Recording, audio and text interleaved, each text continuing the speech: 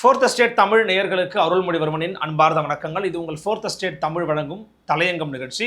இன்றைக்கு நம்முடைய தலையங்கம் நிகழ்ச்சியில் அதிமுக தலைமையிலான இந்த என்டிஏ கூட்டணிக்குள்ள யார் யாருக்கு எவ்வளவு இடங்கள் எங்கெங்கெல்லாம் சீட்டு அப்படிங்கிறத உறுதிப்படுத்தி அந்த பட்டியலையும் வெளியிட்டு இருக்கிறது அஇஅதிமுக மற்றும் அதனுடைய கூட்டணி கட்சிகள். அது மட்டும் இல்லாமல் திமுக தலைமையிலான இந்த கூட்டணிக்குள்ள தேமுதிகவுக்கு 10 இடங்கள் ஒதுக்கப்பட்டது அப்படிங்கிறது ஒரு மிகப்பெரிய விவாதமாக மாறி இருக்கிறது. இவற்றை குறித்து அலசுகிறது இன்றைய ஃபோர்த் ஸ்டேட் தமிழ் வழங்கும் தலையங்கம் நிகழ்ச்சி.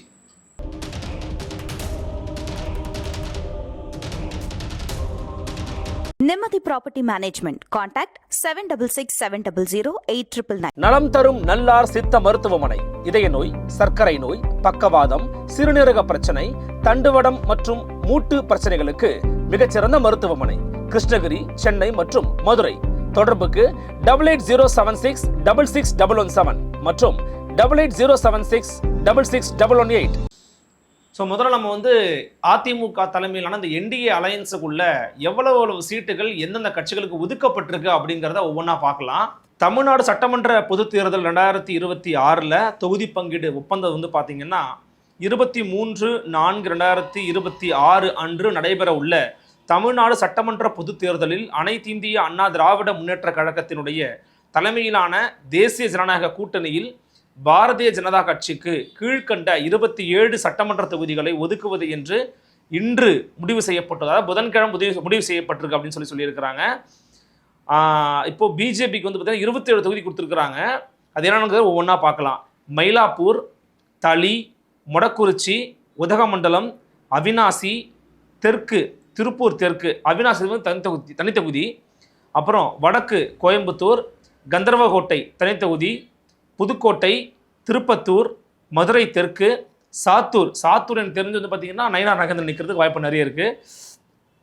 திருச்செந்தூர், வாசுதேவநல்லூர் தனித்தொகுதி, ராதாபுரம், நாகர்கோயில், விளவங்கோடு, ஆவடி, திருவண்ணாமலை, தஞ்சாவூர், திருவாரூர், அறந்தாங்கி, மானாமதுரை தனித்தொகுதி, ராமநாதபுரம், குளச்சல், பத்மநாபபுரம், ராசிபுரம் தனித்தொகுதி. இப்போ மொத்தம் பார்த்தீங்கன்னா 1 2 3 4 5 ரிசர்வ் தொகுதி கொடுத்துருக்குறாங்க. மித்த எல்லாமே பார்த்தீங்கன்னா பொது தொகுதி தான். இது பாஜக கொடுத்துருக்கக்கூடிய சீட்டுகள். அதன் பிறகு பார்த்தீங்கன்னா பாட்டாளி மக்கள் கட்சிக்கு கீழ்கண்ட 18 சட்டமன்ற தொகுதியிலே ஒதுக்குறது அப்படிங்கிற முடிவு பண்ணியிருக்கிறாங்க. சேலம் மேற்கு, தருமபுரி, பெண்ணாகரம், விக்கிரவாண்டி உங்களுக்கு தெரியும். விக்கிரவாண்டியில் இந்த வரையும் பாமக தான் நிற்கிறாங்க. சோளிங்கர், மயிலாடுதுறை, திருப்போரூர், உத்தரமேரூர், ஜெயங்கொண்டம், போலூர், செஞ்சி, விருத்தாச்சலம், ரிஷிவந்தியம், காட்டுமன்னார் கோயில் தனித்தொகுதி, கீழ்வேலூர் தனித்தொகுதி, பெரம்பூர், சேலம் வடக்கு, அம்பத்தூர் இப்படின்னு 18 தொகுதிகளில் பாமக போட்டியிடுறாங்க. அடுத்து பார்த்தீங்கன்னா 11 தொகுதிகள் பார்த்தீங்கன்னா அம்மா மக்கள் முன்னேற்ற கழகத்துக்கு ஒதுக்கப்பட்டிருக்கிறது. அது எல்லாமே பார்த்தீங்கன்னா அவங்களோட சின்னதாக நிற்க போகிறாங்க. குக்கர் சின்னம் நினைக்கிறேன். பெரியகுளம் தனித்தொகுதி, மன்னார்குடி, திருவையாறு, காரைக்குடி. ஸோ காரைக்குடியில் சீமான் போட்டிடுறன்றதை அறிவிச்சிட்டாரு. அப்போது அதிமுக அலையன்ஸில் பார்த்தீங்கன்னா காரைக்குடியில் போட்டி போட போகிறது ஐ திங்க் ஸோ தேர்போகி பாண்டியா இருக்கணும். போன வாட்டி அவர் தான் போட்டி போட்டார்.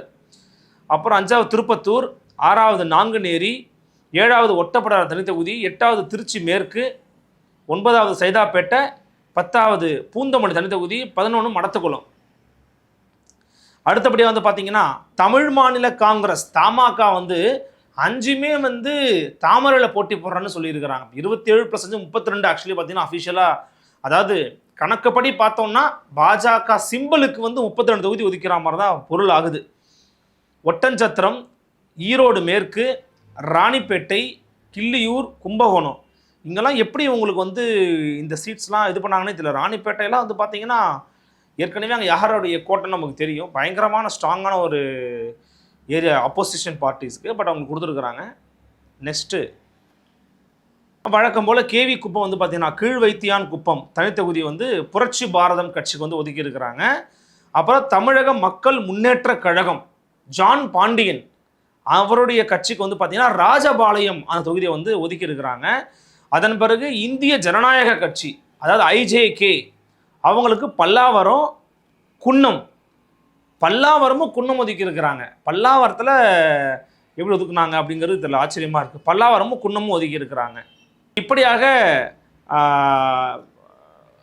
அதிமுக தலைமையிலான என்டிஏவுக்கான சீட் ஒதுக்கப்பட்டிருக்கிறது. தற்போது இன்னொரு முக்கியமான விஷயம் என்ன அப்படின்னு பார்த்தீங்கன்னா, இது ஒரு பக்கம் இருக்க, திமுக வந்து பார்த்தீங்கன்னா கிட்டத்தட்ட சீட் ஷேரிங்கை முடிச்சுட்டாங்க. ஒட்டுமொத்தமாக திமுகவோட உதயசூரியன் சின்னம் மார்ச் நேற்று 24ஆம் தேதி வரைக்கும் வந்து பார்த்தீங்கன்னா 175 தொகுதிகளில் போட்டி இருக்கிறது. உதயசூரியன் சின்னம் மட்டும் சொல்கிறேன், 175 வந்து கண்டெஸ்ட் பண்ணது சின்னமாக மட்டும். காங்கிரஸ் 28 தொகுதி ஒதுக்கீடு பண்ணிட்டாங்க. தேமுதிகவுக்கு 10 தொகுதி ஒதுக்கி இருக்கிறாங்க. விடுதலை சிறுத்தைகள் கட்சி 8 தொகுதி ஒதுக்கி இருக்கிறாங்க. மார்க்சிஸ்ட் கம்யூனிஸ்ட் கட்சிக்கு 5 தொகுதி ஒதுக்கி இருக்கிறாங்க. இந்திய கம்யூனிஸ்ட் கட்சிக்கும் 5 தொகுதி தான்.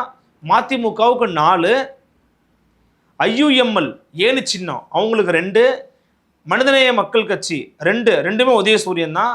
கொங்குநாடு மக்கள் தேசிய கட்சி 2 தொகுதி, ரெண்டுமே உதயசூரியன் தான். கூட்டணி கட்சிகளுக்கு ஒதுக்கிய 66 தொகுதிகளில் 7 இடங்களிலும் திமுக சின்னத்தில் வேட்பாளர்கள் போட்டி போட போகிறாங்க. மதிமுக 3 இடங்கள், மாமக, கோமாதேக தலா 2 இடங்கள்லையும் உதயசூரியனில் போட்டி போட போகிறாங்க. இப்போ என்னன்னா, தேமுதிகவுக்கு 10 சீட்டு கொடுத்துருக்குறாங்க. நேற்று தான் கட்சிக்குள்ளேயே கூட்டணிக்குள்ளேயே வந்தாங்க. ஆனால் அவங்களுக்கு 10 சீட்டு அப்படிங்கிறது வந்து பார்த்தீங்கன்னா, திமுகவை பல நேரங்களில் ஆதரித்து பேசக்கூடிய பல முற்போக்கு சிந்தனை உடையவங்க, இடதுசாரி செயற்பாட்டாளர்கள் வந்து பார்த்தீங்கன்னா இதில் ரொம்ப அப்செட் ஆகிருக்காங்க. அதுவும் அவங்க என்ன சொல்கிறாங்கன்னா, நீங்கள் சிபிஎம்முக்கு கொடுத்து கூட நான் வந்து விட்டுருவேங்க, ஆனால் விசிகாவுக்கு குறைச்சிட்டு நீங்கள் வந்து தேமுதிக கொடுத்தது தாங்க ஏற்றுக்கவே முடியல அப்படிங்கிறது எல்லாருமே வந்து பதிவு பண்ணுறாங்க. தேமுதிகவுக்கு 10 சீட்டு அப்படிங்கிறது தெலுங்கு லாபியை காமிச்சிருக்குது. குறிப்பாக சேகர்பாபு, ஏவாவேலு, பிரேமலதா விஜயகாந்த் அம்மையார், KN நேரு இப்படின்னு ஒட்டுமொத்தமாக திமுகவோட தலைமையில் தெலுங்கு லாபி வந்து பயங்கர ஸ்ட்ராங்காக இருக்கிறாங்க. தெலுங்கு ஸ்பீக்கிங் பீப்புள் தான் வந்து அங்கே ஒரு மேஜர் டிசிஷன் மேக்கிங்காக வந்து இருக்கிறாங்க அப்படிங்கிறத இது காமிச்சிருக்குன்னு சொல்கிறாங்க பல அரசியல் விமர்சகர்கள், நோக்கர்கள். மிக குறிப்பாக இன்னொரு விஷயத்தை நம்ம பார்க்கணும். என்ன அப்படின்னா, இப்போ கவிதா பாரதின்னு ஒரு தோழர் என்ன போட்டிருக்காருன்னா, கொள்கையாவது இதுவாவது திராவிடம்னா தெலுங்கு தான், திமுகனா ஏவா வேலு தான் அப்படிங்கிற மாதிரி அவரோட பதிவு போட்டிருக்கிறார். இவங்கெல்லாம் வந்து ரொம்ப பொதுவாகவே திமுக ஆதரிக்கக்கூடிய மனநிலையில் இருக்கிறவங்க தான். அப்போ என்னன்னா, திராவிடம் அப்படின்னா கடைசி தெலுங்கு தாங்க, இவங்களாம் இப்படி தாங்க பண்ணுவாங்க அப்படிங்கிற மாதிரி சொல்கிறாங்க. இன்னொன்று, அந்த தெலுங்கு லாபிக்கு பலிகடா ஆகியிருக்கிறது யாருன்னு பார்த்தீங்கன்னா விசிகாவும் சிபிஎம்மும் தான். இதில் இன்னொரு ஷாக்கிங்கான ஒரு விஷயம் என்னன்னா, மக்கள் நீதி மையம் கட்சியினுடைய தலைவர் திரு கமலஹாசன் அவர்கள் எங்களுக்கு சீட்டே வேணாங்கன்ட்டார். அவர் அறிக்கை விட்டுருக்கிறாரு. நல்லாறு எனினும் குடல் தீது மேலுலகம், இல்லெனினும் ஈதலே நன்று, உயிரே உறவே தமிழே வணக்கம். கடந்த தேர்தலில் தேச நன்மைக்காக திமுகவின் தலைமையிலான கூட்டணி இணைந்தோம். கூட்டணியின் வெற்றிக்காக கடுமையாக உழைத்தோம்.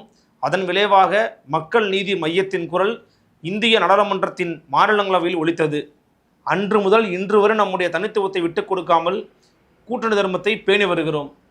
இப்போ என்ன விமர்சனம் வைக்கிறாங்கன்னா, இவர் கட்சி ஆரம்பித்தது இவர் எம்பி ஆகணுங்கிறதுக்காக தான், வேறு எதுக்காகவும் ஒரு கட்சி ஆரம்பிக்கல அப்படிங்கிற விமர்சனம் இப்போ கடுமையாக வர ஆரம்பிச்சிருக்குது. அதாவது தமிழ்நாட்டின் உரிமைகள் ஒவ்வொன்றாக பறிக்கப்பட்டு தமிழ் மக்களின் நலன்கள் புறக்கணிக்கப்பட்டு வரும் ஒரு நெருக்கடியான சூழலில் எங்கே எங்கள் பங்கு என்று கேட்பது நல்ல சகோதரனின் அடையாளமாக இருக்க முடியாது. இது தியாகம் அல்ல, கடமை, சுயநலம் அல்ல, பொறுமை அப்படின்னு சொல்லி பேசியிருக்கிறாரு, எழுதியிருக்கிறாரு அந்த அறிக்கையில். தங்கள் குடும்பத்துக்காக எத்தனையோ பேர் தன் வீட்டை விட்டு, ஊரை விட்டு, நாட்டை விட்டு எண்ணற்ற தியாகங்களை செய்கிறார்கள். தமிழ்நாடு தான் நான் குடும்பம், நான் சீட்டுகளை விட்டு கொடுத்துருக்கிறேன் அப்படின்னு சொல்லி எழுதியிருக்கிறாரு ஐயா கமலஹாசன் அவர்கள். தமிழ்நாட்டின் முன்னேற்றத்திற்கு திராவிட மாடல் 2.0 அரசு அமைவது இன்றைய தேவை. இது வெறும் ஆட்சி மட்டுமல்ல, காந்தி, பெரியார், அம்பேத்கர் ஆகியோரின் கொள்கைகளை நடைமுறைப்படுத்தும் நீதி பரிபாலனம். ஆகவே தமிழக சட்டமன்ற தேர்தலில் மக்கள் நீதி மையம் நேரடியாக போட்டியிடவில்லை என்றும் திமுக கழகத்தின் தலைமையிலான கூட்டணியின் வேட்பாளர்களை நிபந்தனையின்றி ஆதரிப்பது அப்படிங்கிற முடிவையும் திறந்த மனதோடு, தெளிந்த உள்ளத்தோடு அறிவிக்கிறோம் அப்படின்னு சொல்லி பேசியிருக்கிறாரு.